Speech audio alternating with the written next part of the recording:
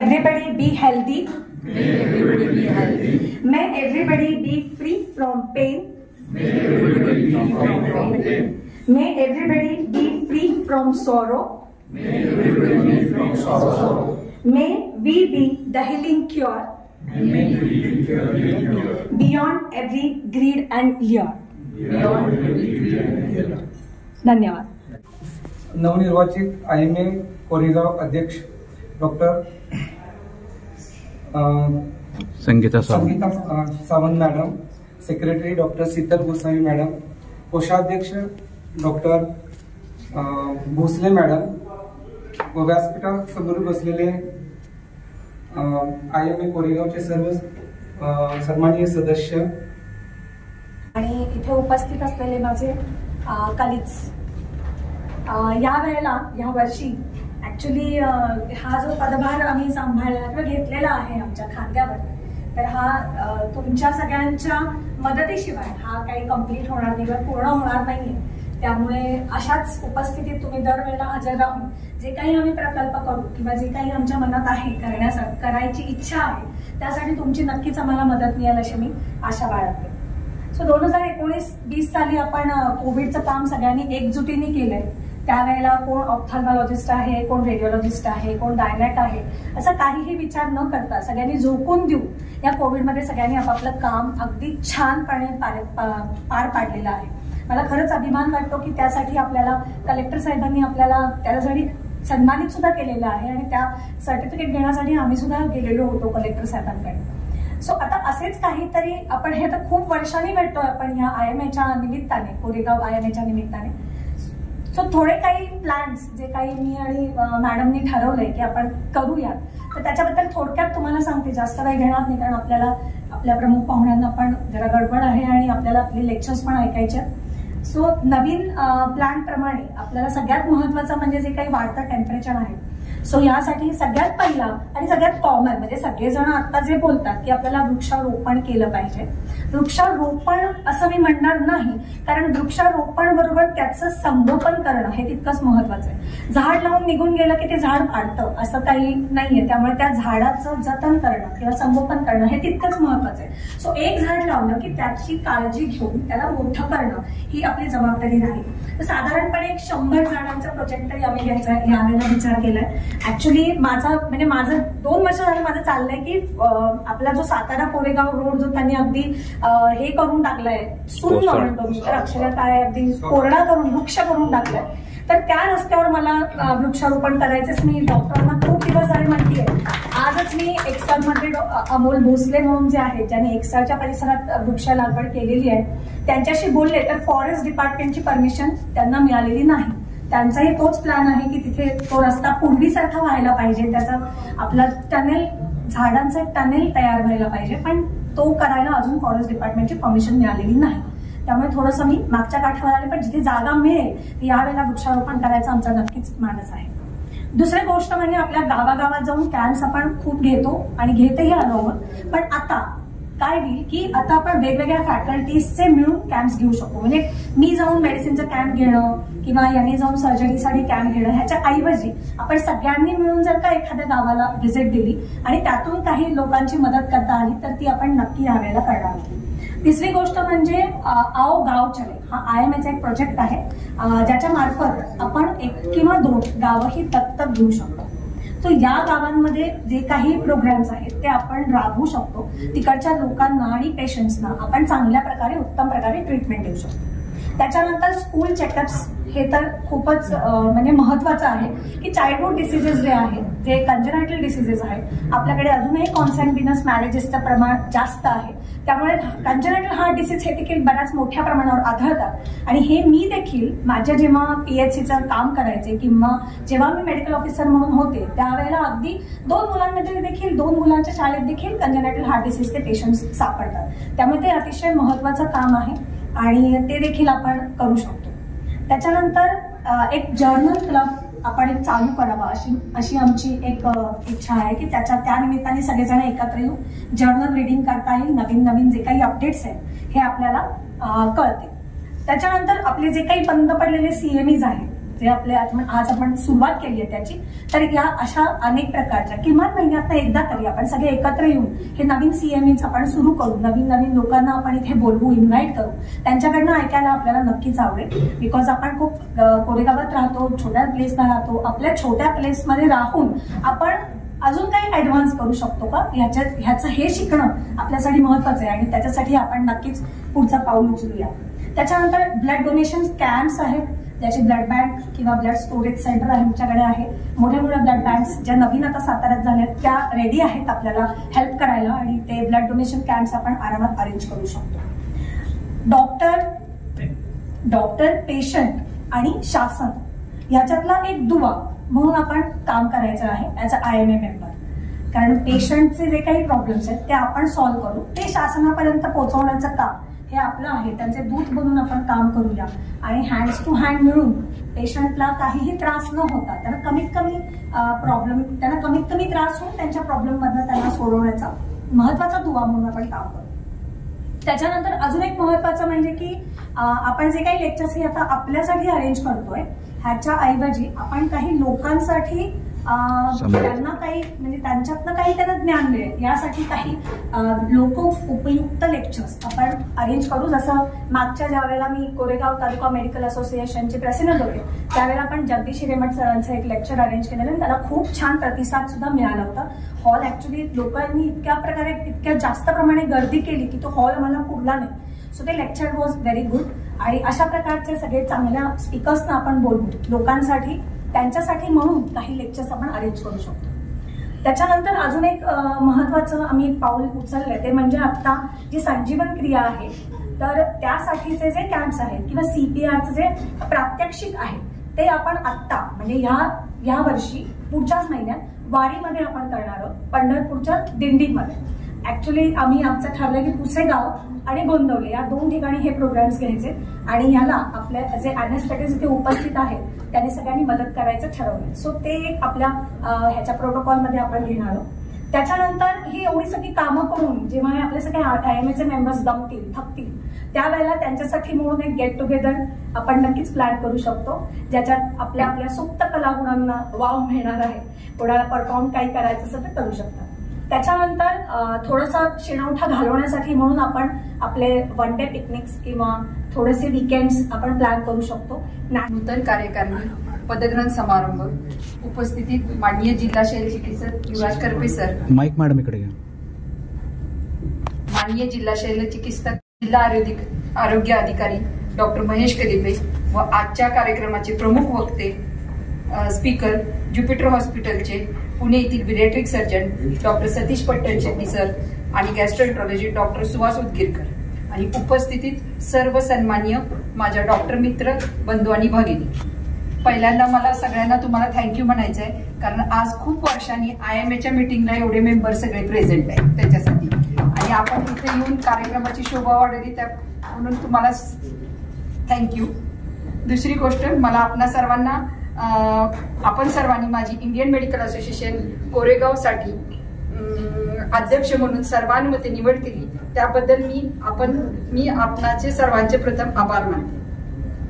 मी आपणा सर्वांसाठी एक प्रार्थना म्हणते, सर्वे भवतु सुखीन सर्वे संतो निरामया सर्व भद्रासाठी पश्चात. अर्थात आपण सर्व सुखी व्हावे, सर्व रोगमुक्त राहावे, सर्वांचे जीवन मंगलमय व्हावे व कोणीही दुःखी होऊ नये. व्हेरी गुड, छान. दुसरी गोष्ट, आरोग्य हीच आपली संपत्ती आहे. अशा आरोग्याची सेवा करण्यासाठी आपण सर्व आधुनिक धन्वंतरी म्हणून काम करत आहोत याचा मला खूप अभिमान आहे. ही नवीन कार्यकारिणी आपल्या सर्वांच्या सहकार्याने व सहाय्याने नवीन सामाजिक व अकॅडमिक उपक्रम आयोजित करणार आहे अशी अपेक्षा करूयात. जे आता आपल्याला सर्व शीतल मॅडमनी काय एम्स आहेत आपल्या IMAचे ते आपल्या सर्वांपुढे बोलून दाखवलेले आहेत आणि ते आपल्या सर्वांच्या सहकार्यानेच होणार आहे अशी अपेक्षा करते. जसं संसाराचं गाडं नवरा आणि बायको या 2 चाकाने चालतं तसंच आरोग्य सेवेची ही 2 चाकं शासकीय आरोग्य यंत्रणा व खासगी आरोग्य यंत्रणा यांनी हातात हात घालून काम एकत्र केलं तर चांगली आरोग्य सेवा आपण समाजाला देऊ शकतो. तसेच आपण समाजासाठी मॅडमनी सांगितल्याप्रमाणे विविध उपक्रम आयोजित करू शकतो. दुसरी गोष्ट मॅडम म्हटलं की पब्लिकसाठी आपण काही सामाजिक उपक्रम करू शकतो. आता जे आपण जसं लेक्चर आज अॅक्यूट पॅन्क्रियाटायटिस किंवा वेट लॉस बद्दल जे लेक्चर आपण आयोजित केले, तसंच आपण जर समाजाच्या लोकांसाठी जर असे काही लेक्चर्स डॉक्टरांनी ह्याच्यासाठी अवेलेबल केले पब्लिक अवेअरनेससाठी, तर थोडं त्यांना टाईप डिसीज कसा असतो, त्याची ट्रीटमेंट मॅनेजमेंट काय असते, याचा एक फायदा होईल. जे अर्धवट गुगलवरचं नॉलेज घेऊन आपल्याकडे ओपीडीत येतात आणि आपल्याला सल्ले देतात, ते जरा प्रमाण थोडंफार कमी होईल. दुसरी गोष्ट की शीतल मॅडमनी सर्व सांगितलेलं आहे, काय करणार तेच मी रिपीट करत नाही. मी पुन्हा एकदा आपणा सर्वांचं आभार मानते की मला आपण इंडियन मेडिकल असोसिएशन शाखा कोरेगाव याचा अध्यक्ष भूषवण्याची काम करण्याची संधी दिली. मी ते प्रामाणिकपणे निष्ठेने ते काम करीन. बस एवढेच 2 शब्द बोलून माझं भाषण संपलं. नूतन पदग्रहण समारंभासाठी व्यासपीठावर उपस्थित असलेले आमचे मित्र डॉक्टर महेश कलिते सर, त्यानंतर तुम्ही ज्यांचं व्याख्यान ऐकण्यासाठी थांबलेलं आहेत असे डॉक्टर पट्टण शेट्टी सर, उदगीरकर सर, त्यानंतर आउटगोईंग प्रेसिडेंट जोरे सर, सेक्रेटरी देसले सर, त्यानंतर त्यांचे खजिनदार डॉक्टर भंडारे आणि नवीन जी IMA टीम आहे डॉक्टर संगीता सावंत मॅडम, त्यानंतर शीतल गोसावी मॅडम, अलका भोसले. तर आता नुकतंच वाईचं पण असंच पदग्रहण झालं, तर तिथं पण सगळे वुमन्सच आहे. तर मला वाटतं असं जिल्ह्यानं काहीतरी ठरवलेलं दिसतंय, असं ठरवलेलं दिसतंय. कारण त्या कार्यक्रमालाही मला बोलवलं होतं, या कार्यक्रमालाही तुम्ही बोलवलं, त्याबद्दल धन्यवाद. आता तसं कोरेगाव म्हणलं तर हे आमचं घरच आहे, दुसरं घर आहे. तर आता रमेश पाटील सर आहेत, मी आल्यापासून काय ऋणानुबंध असेल माहित नाही, चिवटे सर आहेत की पहिल्यापासून माझ्यावर सगळे कोरेगाव मधले असे प्रेम करतात, काय मला माहित नाही. त्यामुळेच मी कोरेगावमध्ये वैद्यकीय अधीक्षक म्हणून काम सुरू केलं 2019ला. आणि काय असं पुढं काय होणार माहित नव्हतं, फक्त थोडी प्रायमरी तयारी मी अशी केली होती की कोविड येणार हे माहित नव्हतं, पण आपला जो 6 सेन्स असतो, तर बरेच वर्ष तिथल्या लोकांना असं कर्मचाऱ्यांना खाली येऊन पाणी घ्यावं लागत होतं. मला वाटलं की ते आपण सगळं व्यवस्थित करावं, त्याप्रमाणे बोर असेल किंवा तिथून पाईपलाईन असेल असं थोडा आउट वे जाऊन केलं. पण त्याचा उपयोग मला कोविडमध्ये खूप झाला, कारण बरेचसे लोक बाहेरून त्यावेळी राहण्यासाठी आले. तर सुरुवातीला आता गोसावी सरांनी मी बोलणार होतो ते सगळं सांगून टाकलेलं आहे. तर कोरेगाव IMAनं नुसतं कामच नाही केलं, तर त्यांनी आमची गरज ओळखून गोसावी सरांनी ECG मशीन नाही की लगेच ECG मशीन आणून दिलं, वापरा तुम्ही. त्यानंतर त्यावेळी कोविड आल्यानंतर एक्सरेची गरज होती आणि आमच्याकडे असं पोर्टेबल एक्सरे मशीन नव्हतं, तर डॉक्टर सागर भंडारे म्हटले की तुम्ही घेऊन जावा. म्हणजे असं एवढं सर पवार सरांनी पण मेडिसिन, हो पवार सर, युवराज पवार, हो युवराज पवार सरांनी खूप मदत केलेली आहे. आणि मी त्यावेळी एवढं काय झालं, शेखर सिंह सर कोरेगावला आले आणि त्यांनी ती बिल्डिंग बघितली उपजिल्ह्याची आणि ते म्हणले आता इथं कोविड सेंटर सुरू करायचं. आणि सातारा जिल्ह्यातलं तालुक्याचं पहिलं सेंटर आपल्या इथं झालं होतं. त्यामध्ये तुमच्या मदतीशिवाय हे होऊ शकलं नसतं, कारण चिवटे सर, मी असेल आणि अजून एक MBBS वैद्यकीय अधिकारी. तर आम्हाला हे असं टेन्शन आलं होतं की आपल्याकडे फिजिशियन नाही, अनेस्थेटिस्ट नाही, कोविड आलेला आहे, आता रेस्पिरेटरी म्हणजे त्यामध्ये ट्यूब टाकायला लागू शकते किंवा व्हेंटिलेटर वापरायला लागू शकतो. तर यासाठी तुम्ही कोणतीही अपेक्षा न ठेवता स्वतःचा जीव धोक्यात घालून या सगळ्यांनी तुम्ही मदत केलेली आहे. त्यामुळेच माझा तिथला जो पिरियड आहे तो व्यवस्थित झाला आणि तुम्हालाही त्याचं बक्षीस मिळालं आणि मलाही कोविड वॉरियर म्हणून जिल्ह्यामधून बक्षीस मिळालं. आणि त्यामुळेच असेल की मला जिल्हा शल्य चिकित्सक म्हणून काम करण्यासाठी.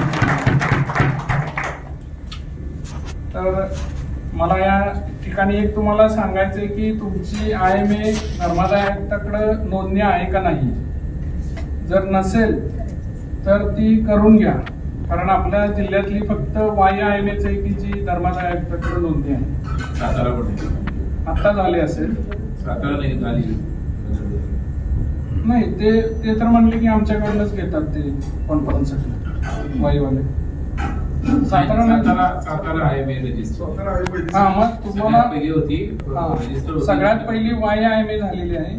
म्हणजे मला हे सांगण्याचा उद्देश आहेच की नसेल तर ती करून घ्या. थोडी प्रोसेस अवघड आहे, एखादा वकील दिला तर लगेच होऊ शकते. होती आता ISA सातारा पण नव्हती, हा आत्ता झाली. तर त्याचा फायदा तुम्हाला खूप पुढं होईल. आणि आपण असं काही समजायचं नाही की आपलं गाव छोटं आहे वगैरे. तर आता आपण IMAच्या मी परवाच्या एका कार्यक्रमाला आलो तर गुरुद्वारचे जे डॉक्टर आहेत ते स्टेटला रिप्रेझेंट करतात. म्हणजे एवढ्या छोट्या ह्याच्यातून पण येऊ शकतं कोणी आणि पुढे जाऊ शकतं. फक्त आता जसं मॅडमनी एवढे मोठे प्रोग्राम ठेवलेले आहेत तर त्यासाठी तुम्ही सगळ्यांनी एकत्र येणं गरजेचं आहे. पहिल्यांदा आपण एकत्र येणं गरजेचं आहे, मग तिथून ते पुढे सुरुवात होऊ शकते. तर त्यासाठी जे त्यांनी सांगितलेलं आहे की विविध जे असतील अकॅडमिक असेल किंवा बाकीच्या एक्सचेंज कॉन्फरन्स असतील किंवा आणि काय असेल तर त्यासाठी सगळ्यांनी पुढे या. त्यानंतर सोशल सिक्युरिटी असेल, IMA सोशल सिक्युरिटी, त्यासाठी पण सगळ्यांनी थोडं पुढे यावं असं मला वाटतंय. आणि ॲज अ सिव्हिल सर्जन मला शेवटी मुद्द्यावर येतो की आता जे हॉस्पिटल रजिस्ट्रेशन असेल, बाकीचे जे मुद्दे असतील, आता प्रत्येकानं पूर्वी असं चालत होतं असं म्हणून थोडं राहू नये असं मला वाटतंय. पूर्वी चालत होतं थोडं, पण आता जरा कायदे जरा थोडे स्ट्रिक्ट व्हायला लागलेले आहेत. लोकांमध्ये पण जागृती आलेली आहे. माहिती अधिकार कायदा आहे. तुम्हाला जरी माहित नसेल की तुमचं हॉस्पिटलचं काय तरी त्यांना माहित असतं की तुमची बिल्डिंग रजिस्टर तिथं नगरपालिकेत व्यवस्थित कशी आहे, म्हणजे नर्सिंग होमचं रजिस्ट्रेशन कसं आहे, तुमच्याकडे स्टाफ किती आहे. म्हणजे आता मध्ये एक सातारला घटना घडली की त्या डॉक्टरची काही चुकी नव्हती, ट्रीटमेंटमध्ये ते एकदम परफेक्ट होते, पण बाकीचे ते लोक शोधतात तुमच्यातले. ट्रीटमेंटमध्ये तुम्ही नाही सापडला की मग ते दुसरीकडे फिरायला लागतात, कुठं सापडताय. म्हणून माझी सगळ्यांना अशी विनंती आहे की जे काही कायदे कानून आहेत, फायर असेल, पोल्युशनचं असेल, इलेक्ट्रिक ऑडिट असेल, तर ते सगळं तुम्ही शक्यतो करून घ्या अशी मी या निमित्त तुम्हाला आवाहन करतो. कारण काय होतं, आमची पोझिशन पण अवघड होती. आम्हाला माहिती अधिकारात विचारल्यानंतर मग सांग सोमूर्ती, doctor Sangeeta Sawant, doctor Gosavi madam आणि डॉक्टर भोसले मॅडम आणि या ठिकाणी उपस्थित सर्व IMA मेंबर्स. खरं तर तुमच्या सगळ्यांच्याकडे पाहिल्यावर मला टेक्निकल बाबी बऱ्याच झाल्या. जो आनंद आहे आणि जी शांतता आहे ती मला आणि आता करपे साहेबांनी पण हरवली. मी गेली 5 वर्षापूर्वी हरवली, 6 वर्ष झाले आता हरवून. करपे साहेबांनी आताच हरवलेली आहे. आता ह्या वयात आम्हाला फक्त शांती आवडते, प्रेरणा स्फूर्ती आम्हाला आता सोसत नाहीत अशा आम्ही अवस्थेत आहोत. तुम्ही सर्वजण ह्या खरं तर तुमच्याकडे बघितलं, तुम्ही ह्या भारत देशाचे स्वतंत्र नागरिक आहात याची मला फार कारण आम्ही आता दोघं बसले असताना असे 2 मोठे फोन आले, आम्हाला दोघांनाही उठावं लागलं असतं, पण म्हटलं थोडस तारतम्य बाळगावं आणि आपण कधीतरी असं आनंदाचं आयुष्य जगावं असं मला नेहमी वाटलं. कोरेगाव IMAनं फार महत्वाकांक्षी प्रोग्राम जाहीर केलेला आहे. माझ्या त्यांच्या महत्वाकांक्षी कार्यक्रमाला शुभेच्छा आहेत. नक्कीच तो यशस्वी व्हावा, कारण तो अत्यंत गरजेची गोष्ट आहे. दुसरं, मगाशी सरांनी जो फायर ऑडिट आणि मन की शांतीबाबत गोष्ट केली, तर सगळ्यात महत्वाचं आहे की मी रुरल भागामध्ये ते लायसन्स देत असतो. त्यात एक जीपीचा मध्ये विषय आला होता 15 दिवसापूर्वी, तर तो आम्ही त्या दिवशी सोडवला. आणि जीपी आणि डे केअर हॉस्पिटल्स आहेत, त्या हॉस्पिटल्सना कुठल्याही प्रकारचं रजिस्ट्रेशन लागणार नाही असं आम्ही पत्र पाठवलेलं आहे. आपल्या IMAचे काही जीपी असतील त्याला नक्कीच त्याचा फायदा होईल. परंतु हॉस्पिटल्स मध्ये मात्र करपे सरांनी सांगितलं तसं आमची तिकडं वीर अशी हे आहे, कारण जो ऍक्ट आहे तो ऍक्टच परमनंट रजिस्ट्रेशन बाहेरचं मागतो. आणि सरांनी फार मोठा मुद्दा मांडला की 1 लाख लिटरची टाकी. पण ठीक आहे, कोरेगाव साताऱ्यात 1 लाख लिटरची टाकी बांधली तर कमीत कमी पावसाळ्यात तरी भरेल. आम्ही जत आणि खानापूर तालुक्यातले, संगीता माझी क्लासमेट आहे, MBBSची क्लासमेट आहे संगीता माझी. आणि आमच्याकडे विटायला त्यावेळेस आठवड्यातून येणार पण 1 लाख लिटरची टाकी भरतो त्या डॉक्टरसाठी फार हरक्युलेंट टास्क असेल असं मला वाटतं. परंतु मला वाटतं की तुम्ही सगळ्यांनी मिळून, प्रायव्हेट डॉक्टर्स एवढी पॉवर्स सरकारी डॉक्टर्स मध्ये नसते. तुमचा फक्त गैरसमज आहे की आम्ही सरकारी डॉक्टर म्हणजे पॉलिटिशियन आमच्यासारखे किती चांगलं बोलतात ते आम्हाला रोज गुड मॉर्निंग सुरुवात असते. तर ती तुम्ही चांगला प्रोफेशन निवडलाय, चांगला मार्ग निवडलाय, त्याबद्दल मी तुम्हाला सर्वांना शुभेच्छा देतो. डॉक्टर संगीता आणि डॉक्टर शीतल मॅडम आणि भोसले मॅडम यांना मी त्यांच्या पुढील वाटचालीसाठी हार्दिक शुभेच्छा देतो. आणि त्यांच्या सर्व जे मनात प्लॅन केलेत IMA साठी काम करण्याचे, त्याबद्दल त्यांना मी हार्दिक शुभेच्छा देतो. आयोजकांचे मी आभार मानतो मला इथं बोलण्यासाठी. थँक्यू. ओबेस पेशंट्स असं काही नाहीये की आपण तुम्ही त्यासाठी weight loss 80% diet control, 20% exercise. त्याच्यामुळे असं त्याच्यानंतर आपण जेवण ठेवलेलं आहे. आपण असं का मुद्दामून लेक्चर ठेवलं नाही की त्यांचा खर्च कमी व्हावा म्हणून. पण दिस इज फॉर पेशंट्स. तर मग पेशंट्सनी कसं वजन कमी करावं, at what aspect they should take treatment from the doctors, treatment from the dietitian, treatment from the physician and treatment from the surgeon. ह्या बाबतीत मी थोडंसं इंट्रोडक्शन तुम्हाला देतो. So bariatric surgery overview बघितलं तर there are surgeons who are doing it. Laparoscopy versus bariatric, it is a kind of advanced laparoscopic procedure. It is also known as metabolic surgery because after bariatric surgery, it cures diabetes. I would say not cures diabetes, but diabetes goes into remission. Because after this surgery, the sugars come down to normal immediately the next day.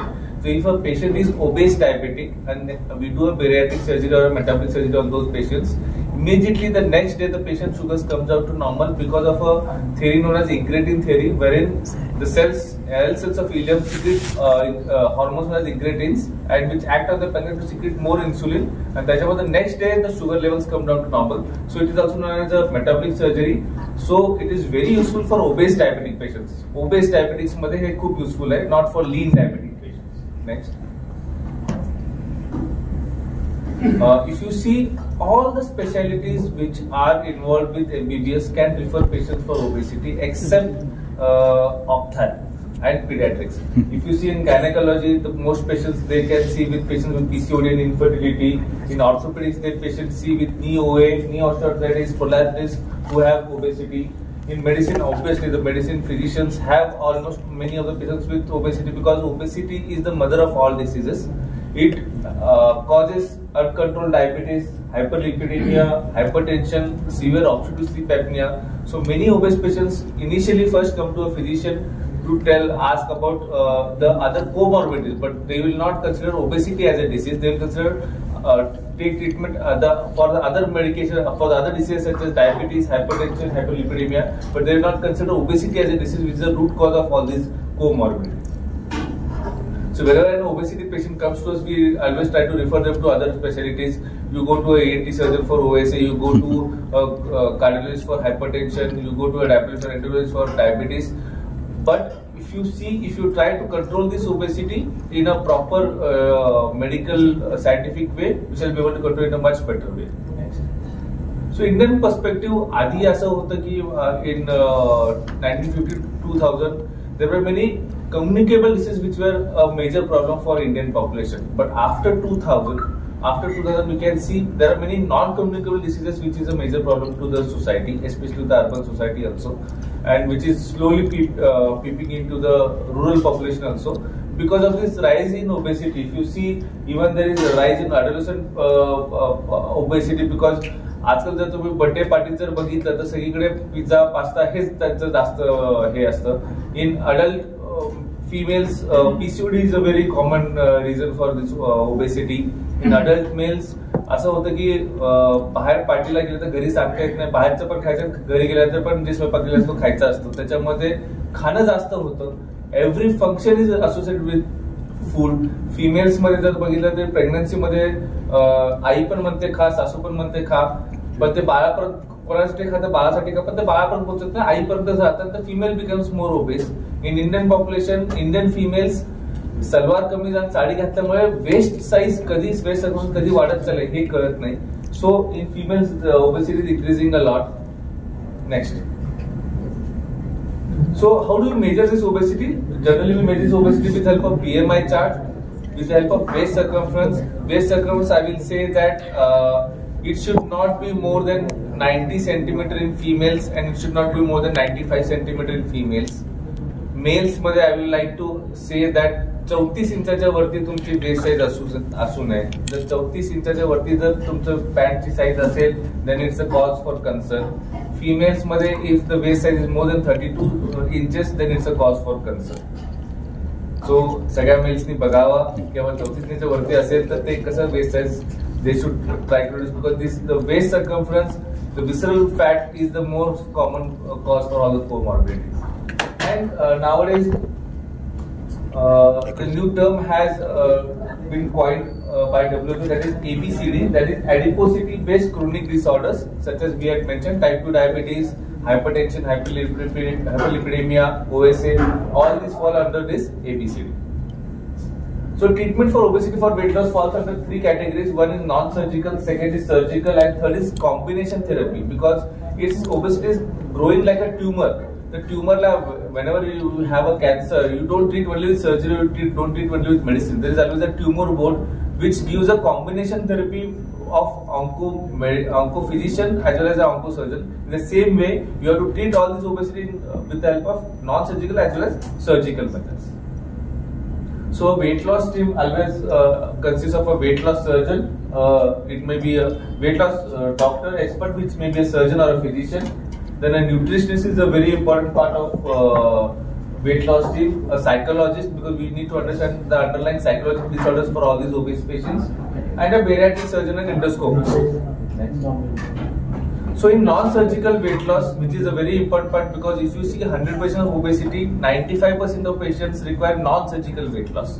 So what do you say about this non-surgical weight loss? Because all the patients who come for obesity, sir काहीतरी मला औषध द्या, मी काही खात नाही तरी माझं वजन वाढत असतं. त्या खूप नॉर्मल गोष्टी असतात आणि ते सांगतात की आम्ही दीक्षित डाएट फॉलो केलं, आम्ही हर्बालाइफ फॉलो केलं, पण आमचं थोडं वजन कमी झालं, परत वजन वाढलं. So you have to tell that the non-surgical options of weight loss मध्ये the common thing is diet, the exercise, mind and consistency, sleep hygiene and medicines. These are the 5 pillars of non-surgical options of weight loss. First, I would like to say stress on diet. Weight loss is 80% diet control and 20% exercise. You cannot say that I am going to eat, मी 2 पुरणपोळ्या आज जास्त खाल्ल्या म्हणून उद्या सकाळी जास्त मी 2 kilometre चालतो तर माझं वजन कमी राहील असं नाही होत. What you eat is more important for weight loss. So you will have to control your calories. हे सगळ्या पेशंटला सांगणं फार गरजेचं आहे. And for all options of weight loss, non-surgical as well as surgical, if you don't follow the diet, there is going to be weight regain. तर जोपर्यंत diet follow होत नाही तोपर्यंत पेशंटला वेट लॉस कधीच होणार नाही. So diet is first important. Second is exercise. I shall go into exercise again. Mind and consistency. Patient has to be dedicated for weight loss. Patient जर डेडिकेशन नसेल तर कोणी डॉक्टर किंवा कोणीही दुसरा माणूस त्यांना वेट लॉस करण्यामध्ये मदत करू शकत नाही. पेशंटची जोपर्यंत डेडिकेशन नाही तोपर्यंत वेट लॉस होणार नाही. So there consistency and there mind control is very important. Sleep hygiene. If you sleep less, then there is more of stress in the body, there is more of cortisol secretion and there is more of weight gain in those patients. So sleeping for minimum 6 to 8 hours is very important for all these weight loss control. And there are medications which I shall tell later. Next. So diet मध्ये there are 3 parts: carbs, protein and fats. So you should always have low carbs, high protein and low fat diet. Our Indian diet is mostly of high carb. आपण चपात्या जास्त खातो, आपण भात जास्त खातो. एक एक्झाम्पल म्हणजे जर सांगितलं की आपण जर वरण भात खातो किंवा आमटी भात खात असू तर आपण काय करतो की भात घेतो आणि त्याच्यावरती आपण आमटी टाकतो आणि आपण खातो. That is wrong. तुम्ही एका बाउलमध्ये किंवा एका वाटीमध्ये आमटी घ्या आणि त्याच्यामध्ये 2 चमचे किंवा 3 चमचे भात टाका. So you are taking more of proteins and less of rice, which is rice is again carbs. आता जर आपण कार्ब्स मध्ये अजून जर बघितलं तर आपण पोळ्या जास्त खातो आणि भाजी कमी खातो. That is also wrong. आपण भाजी जास्त खाल्ली पाहिजे आणि पोळी कमी खाल्ली पाहिजे. इन पोळी जर म्हटलं तर पोळी कमी खाल्ली, चपाती बंद करायला पाहिजे. You should eat more of millets, भाकरी जास्त खाल्ली पाहिजे. Because chapati is simple carbohydrate. Simple carbohydrate gets converted to sugar faster, that sugar gets converted to fat faster. So चपाती बंद कर. म्हणजे माझ्या लहानपणी तर असं होतं की बाबा चपातीच्या म्हणजे घरी कोण पाहुणे येणार आहेत का म्हणून, काय फंक्शन आहे का म्हणून चपाती केली का म्हणून. पण आता चपाती खूप कॉमन झाली because it is easy to make. But you should try to avoid chapati as much as possible. You should try to eat more bhakris. ती भाकरी कुठलीही असते, बाजरी, ज्वारी, नाचणी कुठली असली चालेल. Millets are complex carbohydrates. They are difficult to break down, so they break down slowly. त्याच्यामुळे शुगर कंट्रोल जास्त व्यवस्थित राहते in case of complex carbohydrate. So all these obese patients, diabetic patients, you should tell them to avoid chapati. You should tell them to eat less rice, eat more of dal or pulses which has more proteins. आणि बाकी proteins मध्ये तर non veg मध्ये they should try to eat more of eggs, chicken and fish. But ते कसं करतात सुद्धा पण महत्वाचं असतं. चिकन खा म्हणलं की आपल्याकडे 4 इंची कुठून 12 इंचा मसाला असतो, तर मसाला नाही खाल्ला पाहिजे, चिकनचे पीसेस खाल्ले पाहिजे. So we are as Indians we are not pure nonveg, म्हणजे आपण काय रोज नॉनव्हेज खात नाही. So eating more of proteins in the diet in case of veg also, म्हणजे पनीर झालं, स्प्राउट्स झालं, सोया झालं, that is also important. In case of hypothyroid patients they should not eat soya protein because it causes more of hypothyroidism. So high protein diet is very much important. They should try to eat more of 40 to 50% of their protein meal requirement in the first half of the day. म्हणजे breakfast आणि lunch मध्ये almost 50 to 60 grams खाल्लं पाहिजे. How much protein one should eat? 1 gram per kg per body weight. So if my ideal body weight is 75 kgs, then I should eat minimum 75 to 80 grams of protein per day. तर हे सगळं calculation त्यांना देणं फार गरजेचं आहे. Calorie deficit जोपर्यंत होत नाही तोपर्यंत वेट लॉस होणार नाही. तुम्ही गोड खात असाल, चहा with sugar, coffee with sugar घेत असाल तर you should try to avoid that.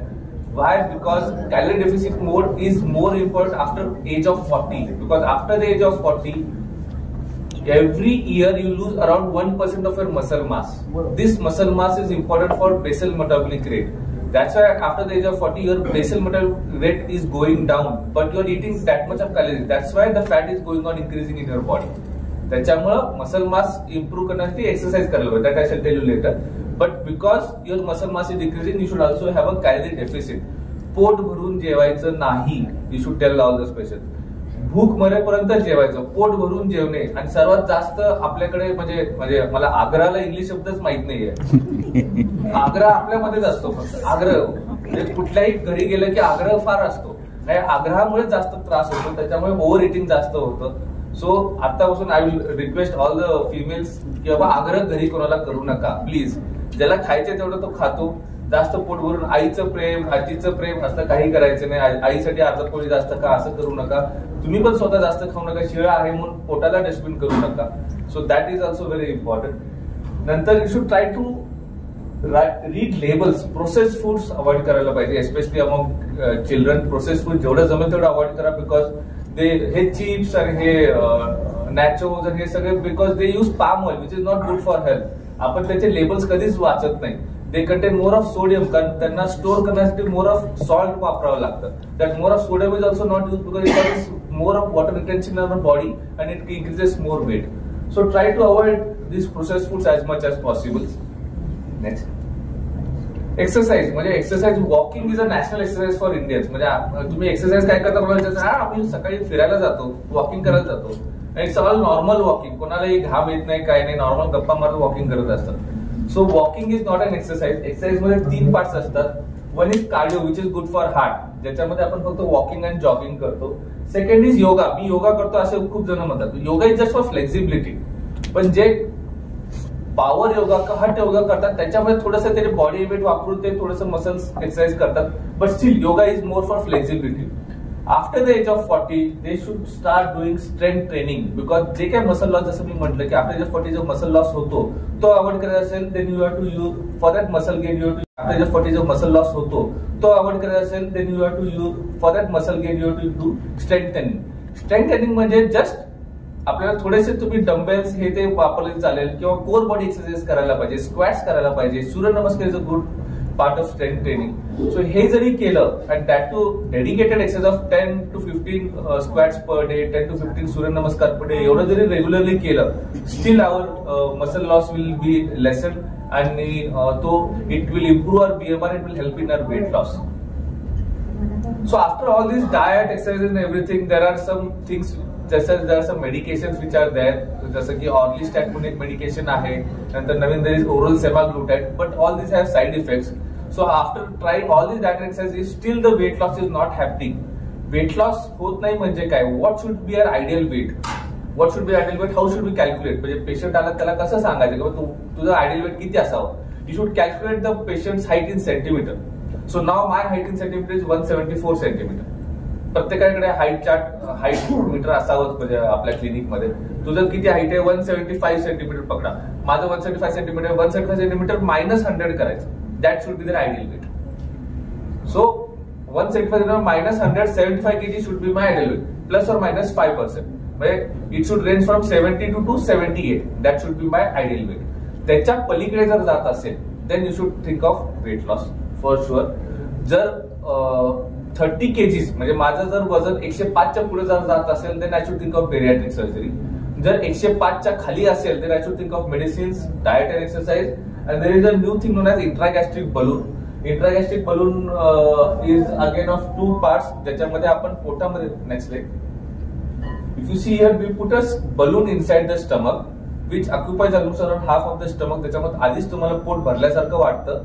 That's why there is less calorie intake, and because you're eating less, you are going to lose weight.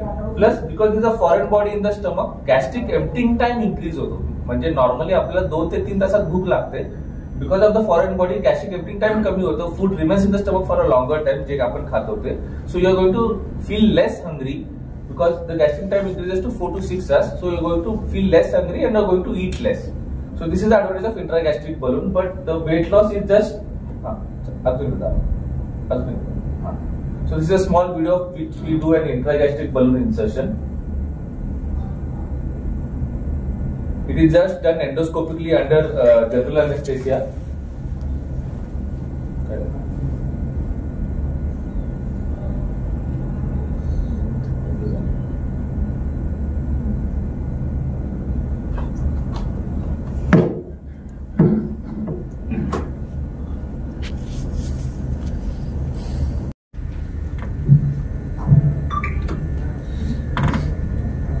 आदरणीय व्यासपीठ आणि सर्व IMA मेंबर कोरेगाव IMA नूतन कार्यकारिणीच्या पदग्रहण समारंभासाठी उपस्थित राहिलेले आपले प्रमुख पाहुणे माननीय जिल्हा शल्यचिकित्सक डॉक्टर युवराज खरपे सर आणि जिल्हा आरोग्य अधिकारी डॉक्टर महेश खरिपे सर येथे आपल्या या कार्यक्रमासाठी उपस्थित राहिले आणि त्यांनी आपल्या सर्वांना योग्य ते मार्गदर्शन केले. त्या संबंधी मी आपल्या सर्वांतर्फे त्यांचे मनपूर्वक आभार मानतो. धन्यवाद.